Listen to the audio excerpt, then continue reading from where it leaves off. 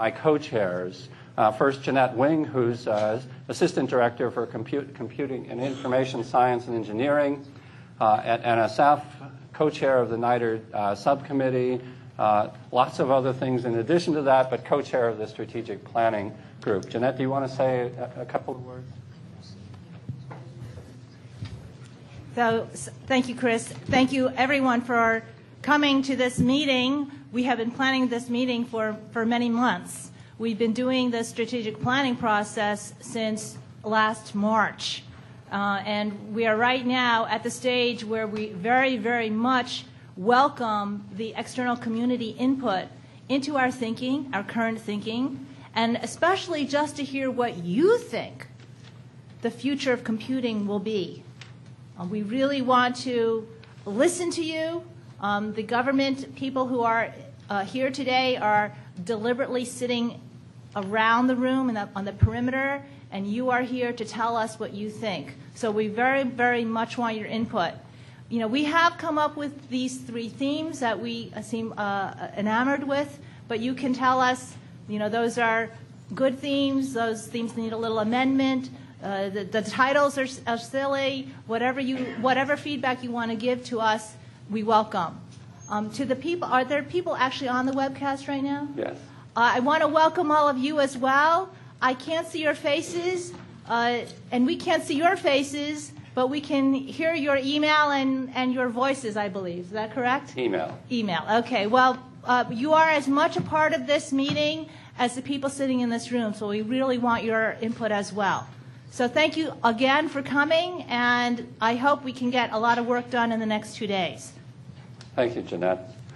Next, I'd like to introduce Sita Furlani. She's the director at the Information Technology Lab at the National Institute of Standards and Technology. She's also one of my predecessors in office as director of the National Coordination Office, and she's, along with me, co-chair of the Interagency Working Group on Digital Data. So we spend a lot of time working together, including on this strategic plan. Sita? And I will just simply add my welcome. We're thrilled to have so many people here, and glad that the Washington weather permitted everybody to come from far-off climes. We're eager to hear what you have to say and take it into consideration as we think strategically out into the future of where research needs are and where the federal government research should be thinking about where our strategies ought to be. And we're really eager to have you here, and thank you very much. I think Chris and Jeanette have said it all, so thank you. Glad you're here. Thank you, Sita. Next, I want to introduce a couple of people you need to know for this meeting. First, I want to introduce Angela Carter. Angela is just over here. She's responsible for managing all the logistics at the meeting. She's completely on top of that, so if you need anything, Angela's the go-to person. Next, I'd like to introduce the Associate Director of the National Coordination Office, Ernest Mcduffie, and Ernest will be keeping you up on the logistics of the days. Thank you, Chris. Welcome, everyone. Just to add to everyone, it's our great pleasure to host this meeting, and we're really looking forward to your involvement over the next 2 days. It's going to be my task as we move into breaks in between the sessions to keep us on track and to assist you with any logistical needs. A couple of very quick points. Bathrooms are right out these doors and across the hallways. There's signs there. And one really important note is those of you who are going to be leaving to either Dulles or Reagan yet tomorrow at the end of the session, we have shuttle service set up for you, but it's important that you sign up at the registration desk for which airport you want to go to so we can coordinate that logistics. You need to do that before the close of business today, so we'll be completely prepared for you to do that tomorrow. It shouldn't be any difficulty. Weather looks good. Getting people out of here on time. We're scheduled to be done by 3 o'clock tomorrow afternoon. And if you can't make the shuttles for some reason, there's a cab stand right next door to our facility there. There's a number of us around the room from the NCO that will be available to answer any questions during the course of the day, so don't hesitate to approach us for any needs that you might have. Again, welcome and have a great day. Thank you, Ernest. I wanted to repeat Jeanette's welcome to those of you who are participating remotely. You have the opportunity to send in your email comments, questions, and so on. And we'll be asking the panelists to take a look at those and help us share those comments with the group. So please feel part of the process.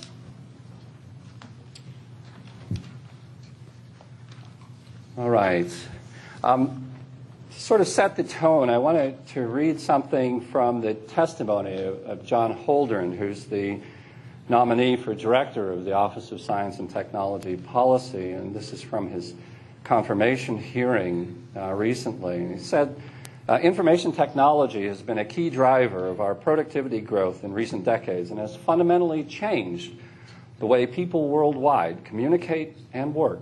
But we have just seen the beginning of what can be achieved. Information technology has vast potential to improve healthcare, increase energy efficiency, monitor climate and other environmental conditions, and manage the immense amounts of data from scientific efforts ranging from the Human Genome Project to the Large Hadron Collider.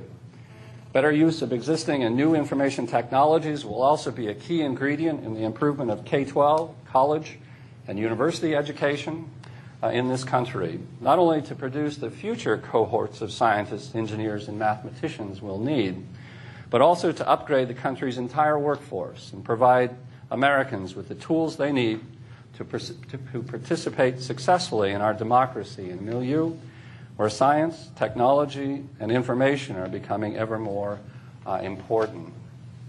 And I think that sets the tone for the future for the Office of Science and Technology Policy in an important way. I also want to paraphrase something President Obama said last night in his address to the joint session of Congress. He said, in our recovery plan, we've made the largest investment in basic research funding in American history, an investment that will spur not only new discoveries in energy, but breakthroughs in medicine, science, and technology. And I think that communicates the commitment of this administration to advances in science and technology. And the development of this strategic plan is an important part of that process.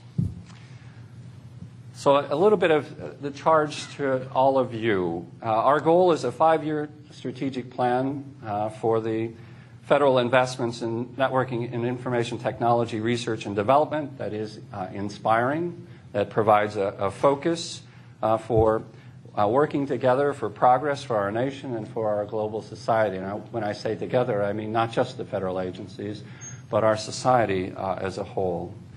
In the strategic planning effort, we're approximately midway through that process. So we're gathering you at an important point, a point at which we have gathered a sense of a potential framework, but not so far along that it cannot be substantially adjusted, and will be in response to your input. So what you say here today and the input that you have will significantly shape the outcome of this planning process. So your job today is to give us your best ideas, your most creative insights. And also to remember that this strategic plan is intended to speak to not just the insiders in networking and information technology, but to the policymakers and the decision makers around the country. So it also must be cast at a level that is above that of the strategic plans of the individual agencies. Each of the agencies that are members of the NITRD program have their own strategic plan. And this plan should not duplicate that, shouldn't replace it. It should be supportive, complementary, and at a level above that of the individual agency strategic plans. So keep that in mind as we talk about the concepts that you envision as important in this strategic plan. I have to say a few words about the Federal Advisory Committee Act. We have to bear in mind the requirements of that act. This is not an advisory committee. This is an opportunity for us to hear the ideas and insights of individuals from across the country with an interest in this topic area. So this is an open public forum for exchanging ideas. We will not be trying to achieve consensus. So there isn't a wrap-up session. There's no formal report that comes out of this. Instead, we're here to listen and then synthesize those ideas into a strategic plan. So the government observers who are around the room are here in listening mode. They can respond to your questions or correct any errors, but otherwise they're here to listen and to hear from you.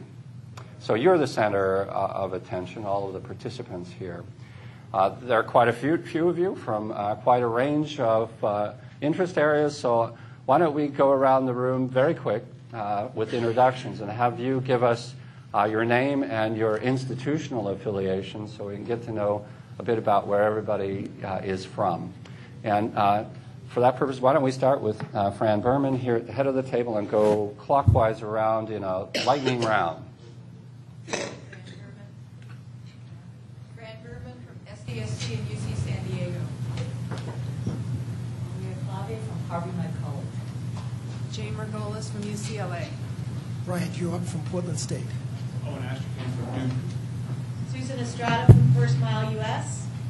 Craig Stewart, Indiana University. David Bader, Georgia Institute of Technology.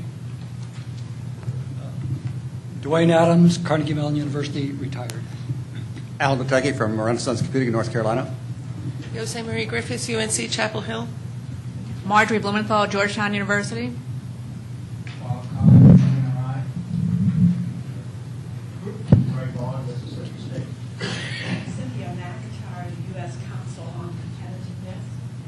Celia Merzbacher, Semiconductor Research Corporation. Larry Goldberg, National Science Foundation. Gene Spafford, Purdue University. Charles Palmer, Abbey Research at Dartmouth College. Gary Lagula, Internet 2. Doug Van Howling, Internet 2 and the University of Michigan. Sue Fratkin, Coalition for Academic Scientific Computation. Linda Ackley, Southeastern Universities Research Association. Sajid Shinoy, University of Tulsa. Karen Catheter, Indiana University. Mary Madison, American Health Information Management Foundation. Cameron Wilson with the Association for Computing Machinery. Insap Lee, University of Pennsylvania. Neil Livney, University of Wisconsin. Scott Bartow, MedStat USA. Jeff Alexander, New Economy Strategies. Eric Matala, Sparta. Barbara Ryder, Virginia Tech. Andrew Burnett, Computing Research Association. Scott Winkelman, the Boeing Company. Susan Graham, Berkeley. Tom Baer from across the bay at Stanford University. Panos Santsaklis from the University of Notre Dame. Michael Nelson, Georgetown University. Jung Lee from University of Iowa. Stuart Feldman, Google. Mark Wegman, IBM Research. Celia Macedon, University of Texas at Arlington. Thank you, everybody. And I'll be reminding you throughout the day, today and tomorrow, when you speak, please do speak into the microphone so that the webcast participants will be able to hear you. Let's have the government folks then introduce themselves as well. We'll start here at the front with our timekeeper and work our way to the back of the room. Do we have a microphone to pass around?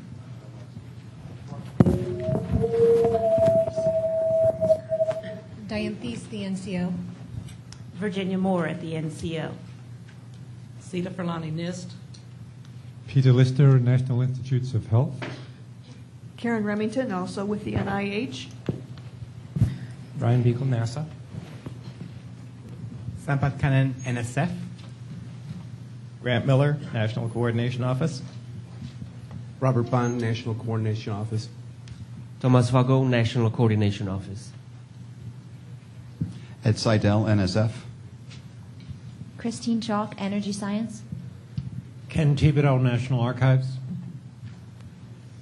Marcy Gallo, House Science and Technology Committee. Ernest Mcduffie, NCO. Jeanette Wing, NSF. Chaim Hirsch, NSF. Bob Chaddock, the National Archives. Charles Brown, NSA. Susie Iacono, NSF. To Kwang, National Nuclear Security Administration. Okay, thank you very much. Okay, so you could see from all of those introductions we have Very interesting, very diverse group here. So I'm anxious to see how these ideas come together.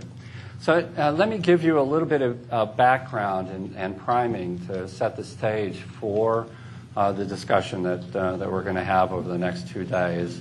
So this is government, so their acronyms are required.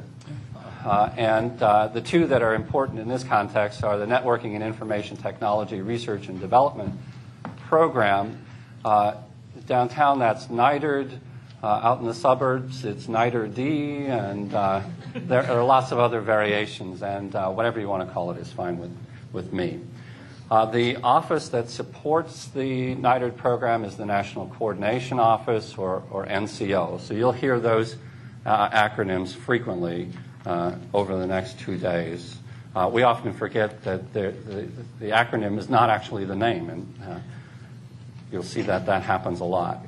The NITRD program was established some 18 years ago by Congress under the High Performance Computing Act. And the essence of the charge in that act is to ensure that the federal investments in information technology research and development, that the impact of those investments is greater than just the sum of the parts through cooperation, through coordination, through joint planning, through leveraged and shared investments, all of those kinds of things. It's subsequently been amended by the Next Generation Internet Research Act in 1998, which added things like human-centered systems and high-confidence systems, recognized the emergence and importance of the Internet and the need for advanced test beds for networking research.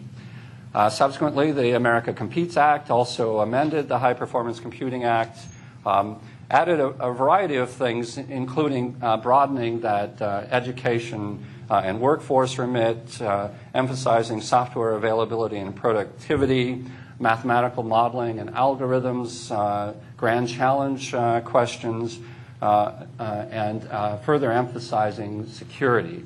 So you can see in both of those sets of amendments, effectively the charge or the set of responsibilities for the NITRD program have been expanded over time. This is the organizational chart then for the subcommittee. The NITRD subcommittee it consists of a group of representatives of the participating federal agencies. It's chartered under the National Science and Technology Council's Committee on Technology. The National Coordination Office, then, is a unit of the Office of Science and Technology Policy and provides support for the subcommittee. And the subcommittee divides itself into a series of topic areas: high-end computing, that's both information and applications, as well as research and development, cybersecurity and information assurance, human-computer interaction and information management, large-scale networking, high-confidence software and systems, social, economic, and workforce implications of these technologies, and software design and productivity. So you can see that the program covers really a broad landscape across the NIT arena. This is a listing of the federal agencies who are formal members of the program.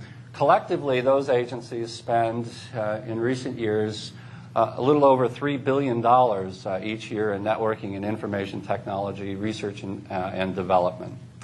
In addition to these formal member agencies, a large number of other agencies participate in the NITRD activities, depending on their interest in specific elements of the program. Last year, there were a total of 358 different government representatives who participated in NITRD program activities. So this is broad federal government-wide activity.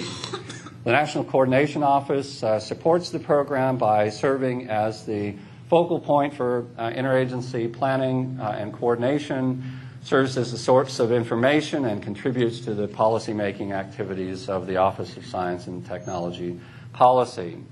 So why are we working on a strategic plan now? There are three kinds of reasons. The first is that the previous strategic plan, which was an internal document, has expired, and it's time to renew that. The second is that about this time last year, we recognized that there would be a new administration coming on, an opportunity for new directions, and we wanted to be in position to discuss those new directions in a coherent and visionary way. And then finally, this assessment emerged about a year and a half ago from the President's Council of Advisors on Science and Technology, in particular their subcommittee on networking and information technology that was assembled to conduct this formal assessment of the NITRD program. And here's a slide taken from their presentation. And their findings were that the NITRD program had been generally effective in managing its mission and balancing its statutory mandates. But it also acknowledged that the networking and information technology landscape was changing rapidly. And our country's competitive position in that landscape was at risk. And so adapting to that competitive landscape requires a visionary strategic plan and a dynamic process for updating that plan. And so this process is also responsive, of course, to the PCAST assessment. All right, so here's the timeline for public activities. We kicked off this process with a public call for information, a request for information published in the Federal Register, and we got a very good response. Many of you in the room were involved in preparing some of those responses. And we took those ideas and crafted a strategic framework, a framework that was relatively broad, not deeply developed, so that it could be responsive to your input. And that framework is the subject of the organizing component for this forum. So we're here in February at a forum. It was a workshop in the original timeline, but evolved into a forum. We'll use your ideas to produce a complete draft text and release that for public comments probably in late April or early May, depending on how much work you all give to us. After those public comments, we'll then put the strategic plan into the concurrence review process to produce a final document. So that gives you a sense of where we are in the process. So the strategic plan has a framework which is guiding these sessions we're having over the next 2 days. And let me say a few words about each of those topic areas. The cyber-capable topic is a cross-cutting topic, and we're putting it right up front. Here, the issue is not just next-generation workforce of innovators to keep our country competitive in a global IT economy, although that's a very important thing, but also ensuring that cyber capabilities are accessible to citizens throughout the country in their full range of activities.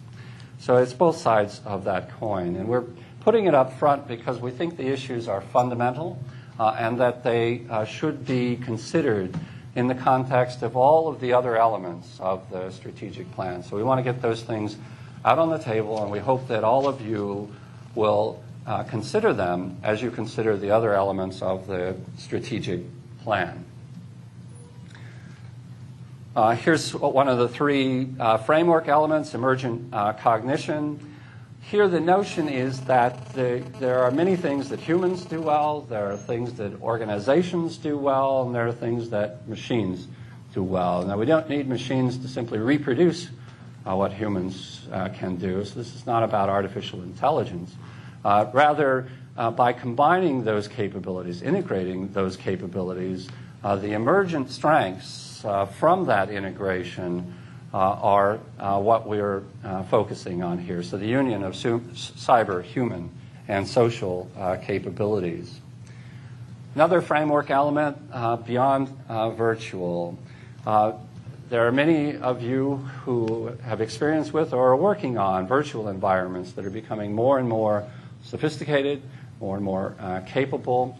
And so this is looking beyond that phase to virtual environments that can be integrated with one another and that can be integrated with the real world, providing you access to those virtual capabilities as you go through all other parts of your life.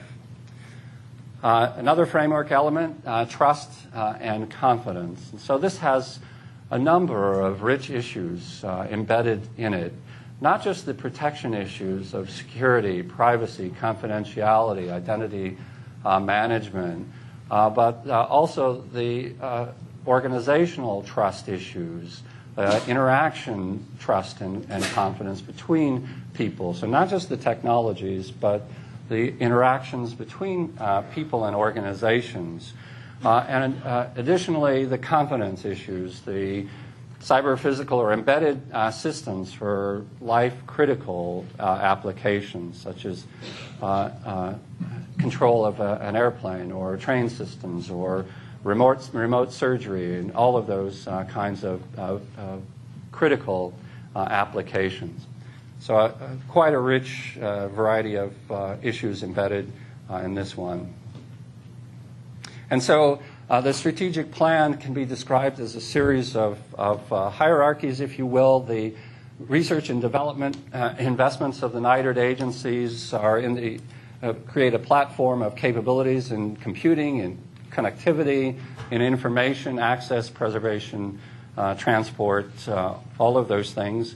We have this issue of cyber-capable citizenry for today and for tomorrow. And on top of that, pursuing these goals for emergent cognition, for beyond virtual, and for trust and confidence. And the capabilities that this generates then serving to support the ability of society, not just our country, but society in a global sense, to address the challenges we face in the economy, in security and defense, in energy and the environment, in education and in healthcare. And so that's the larger picture of how all of this comes together with a successful strategic plan. Information about all of this can be found on the NITRD website, so that's there. Also, that's where you can have access to the webcast. The webcast will be archived, so you can view it later along with the transcript. And so we have proof that you said what you said here at the meeting. So keep that in mind as well. All right. Let me pause here then and open this up for questions about substance, about process. Let's see if there are any questions around the table at this point.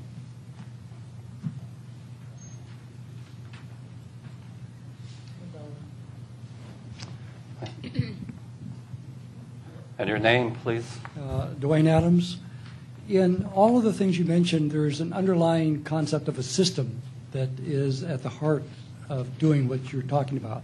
And yet I don't see any real thrust that is pushing on the research for how we go about building these systems that are at the heart of what you're talking about. You want to comment on that? So that's an important question. I think we want you to raise exactly those kinds of questions. I think you're asking about where are things like foundational theory to support systems of systems concepts, and that those need to be there. So I think we hear you saying that theoretical foundation is something you want us to pay some attention to. Good. Thank you. In the way that you, Mark Wegman, in the way you describe cyber capable, it may be that you just didn't say, but one of the issues is, are we going to make the nation cyber capable for what we know cyber is capable of today or tomorrow? Because I think a lot of our software infrastructure is rather brittle. If you think about us, the U.S. from a competitive position, a lot of our other countries are building code afresh, and so it will be less brittle. And so I think we not only need to, just as we want to fix the road infrastructure, we need to fix a lot of the cyber infrastructure. And that means building technology that will make it more malleable. Mm-hmm. I didn't see you say that, but maybe that's... Yeah, thank you, Mark. And you make an important point. Certainly, our intention is that that's part of the overall set of themes. Exactly how it fits is a good question. I think we've heard from a lot of you in the run-up to this meeting that that you'd like to see us ground the strategic plan first in reality. Where are we now? And a realistic assessment of the process by which those technologies move forward, but with an inspiring vision for where you go at the end of that process. And I think, would that summarize what your comment is? It's part of it, but what I'm also saying is we need to figure out technology that will make our software and our systems more flexible in the future. They're more adaptive to future needs. Mm-hmm. So part of if you want the vision, is that we want to be able to build software which doesn't immediately become legacy software, right? Which is continuously evolving and continuously ready. Mm-hmm. And we can talk more about that online if you want. We have some. And let's talk more about that online, too, please. Stu. And we'll pass you the microphone, Stu. I'm just curious if there is any distinction or definition in the context of NITRD of R and D. Okay. Yeah, so there's a challenging question to answer. Stu's question is about how the NITRD program makes a distinction between research and development. Now, the important part of that challenge is that there are 13 core member agencies, and they span quite a spectrum in terms of support for basic research and development. And each of them has a slightly different definition of where the basic research begins and development and applications implementation start off. The Department of the Defense with a very structured kind of set of budget categories that help you categorize that. The National Science Foundation with everything from theory at one end of the spectrum to the SBIR program at the other. And so in the strategic plan, we have to be sensitive to the fact that different agencies think about that transition differently. One of the other things that we've been hearing from all of you in the run-up is that it's the full cycle of technology, research, development, adoption, deployment, operations, and sunsetting. All of those things need to be intertwined. That conducting a research program that is not aware of the current deployment issues, the transition technology challenges, is not an efficient way to go, is what you've told us. And so paying attention to the full set of quadrants in the Stokes four-quadrant concept or landscape, not just Pasteur's quadrant, but basic research, applied research, and that bottom left corner that doesn't get much attention, the infrastructure for research and development, and how all of those deploy through the private sector, which owns the bulk of the cyber infrastructure that we're talking about in this country. Mike. Michael Nelson, Georgetown. In hearing your description of the strategic plan, I've seen a lot more focus on what to do rather than how to do it. And I think doing a 5-year plan is ambitious, it's great. Having a vision of what can be done is essential. But I think half the impact, maybe 2/3 of the impact of the strategic plan could come from specific recommendations on how to do things.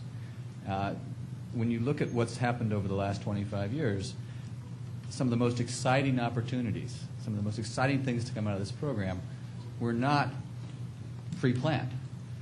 The first Mosaic browser wasn't something that somebody applied to get money to fund.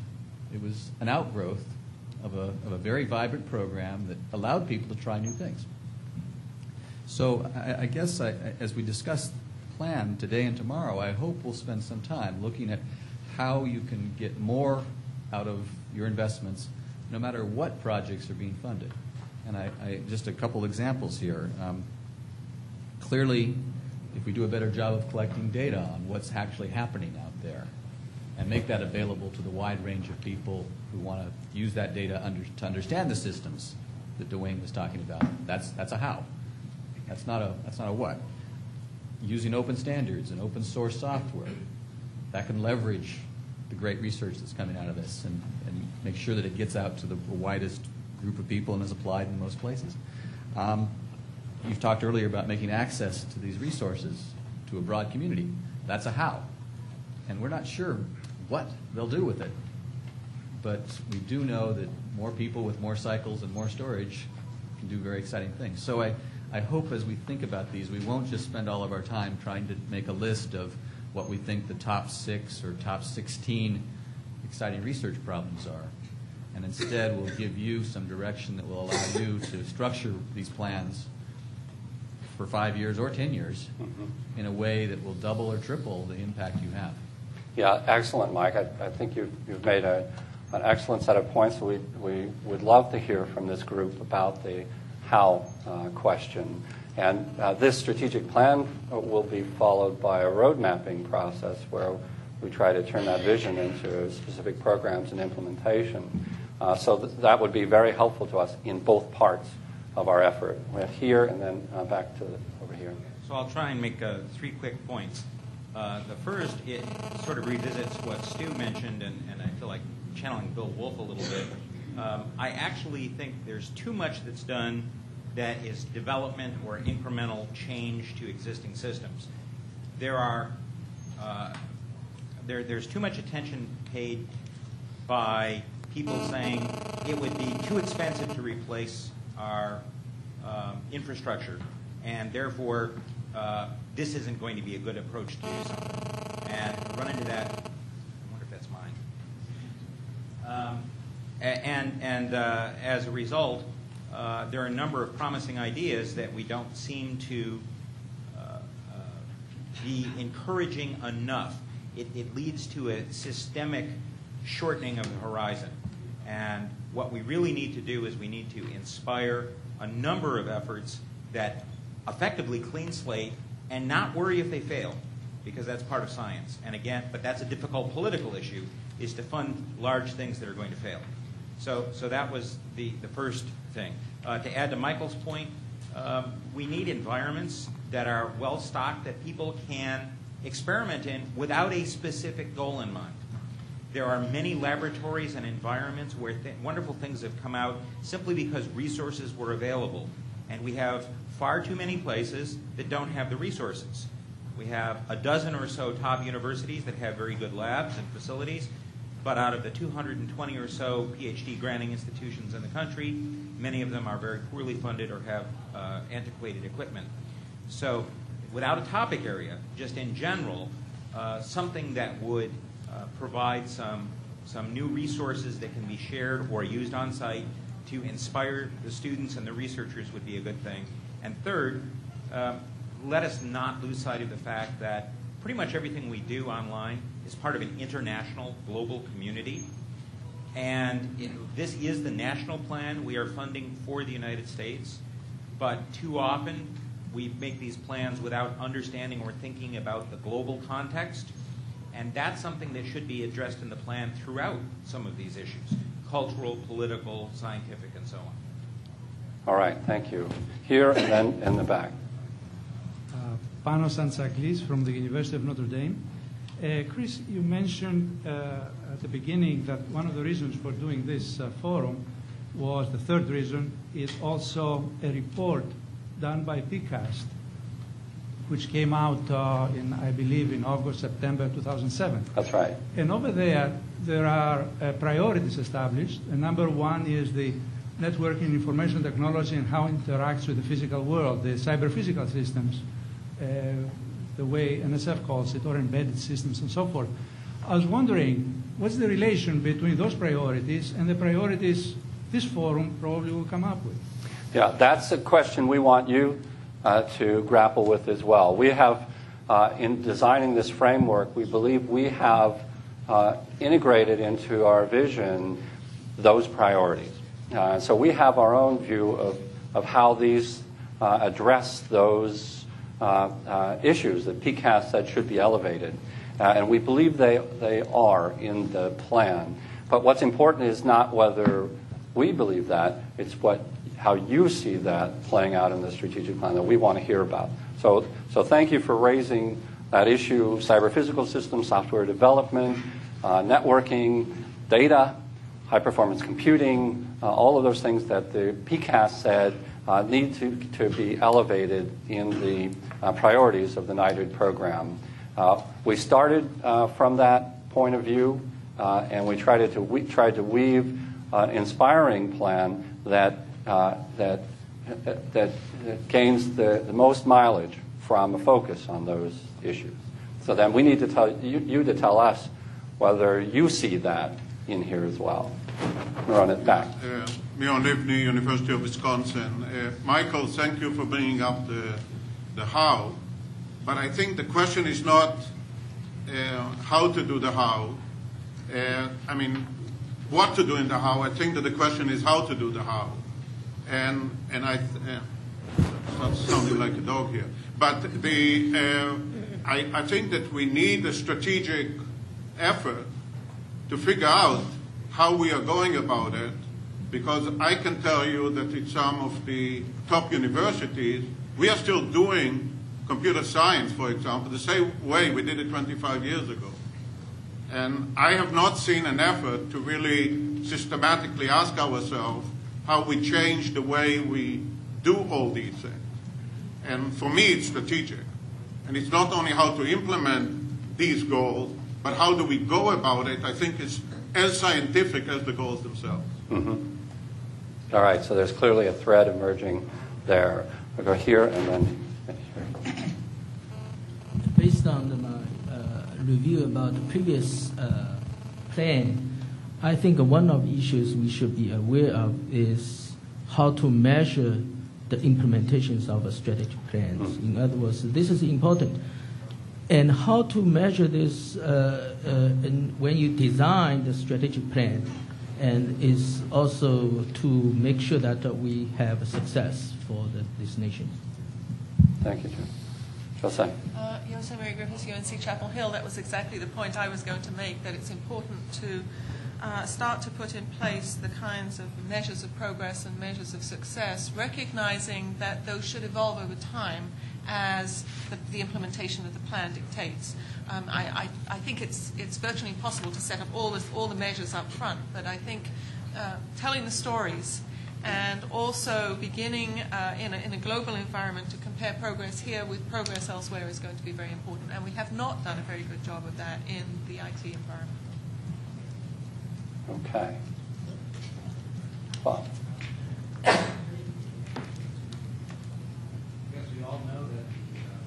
And this is Bob Kahn from CNRI.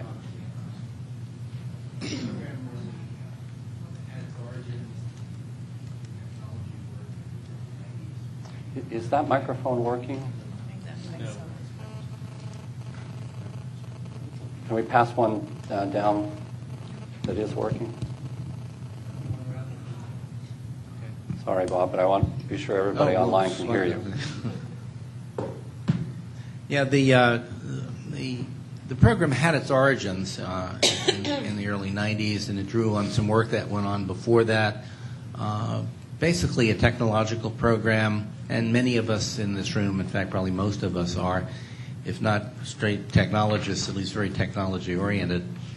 And yet you get to a certain point in the development of technology when creating more technology is not really appropriate just for the sake of technology creation, but for enabling things that you couldn't do with the previous generations.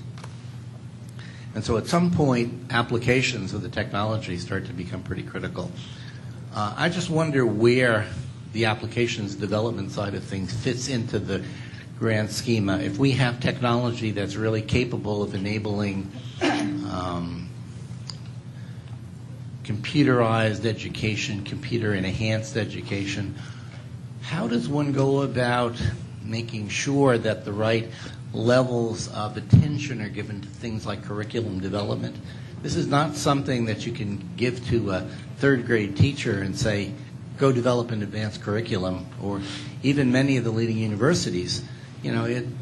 Maybe they have the capability, but it's an enormous task. I've seen how much work goes on the medical side in dealing with some of the infrastructural issues at the applications level. I see how much work goes into even the information management activities more broadly. And it's not part of the program, and yet if you don't attend to it, the technology doesn't get properly used.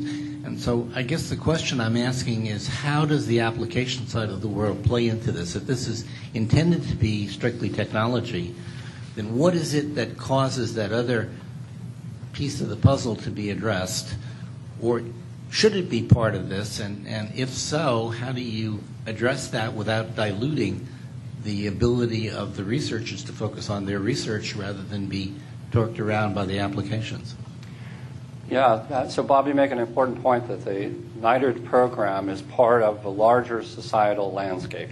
And while our clear focus, based on our mandate in legislation, is on research and development for these technologies, it's the impact on society in the long run that we're all interested in.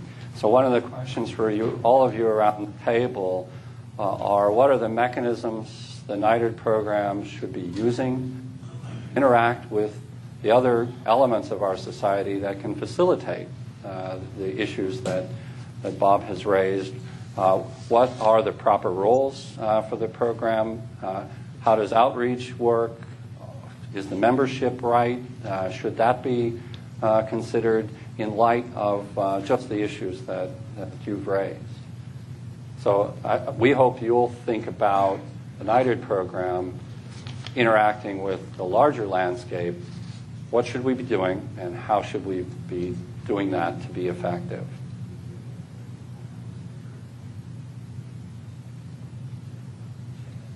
Okay. So this was an excellent discussion to start things off.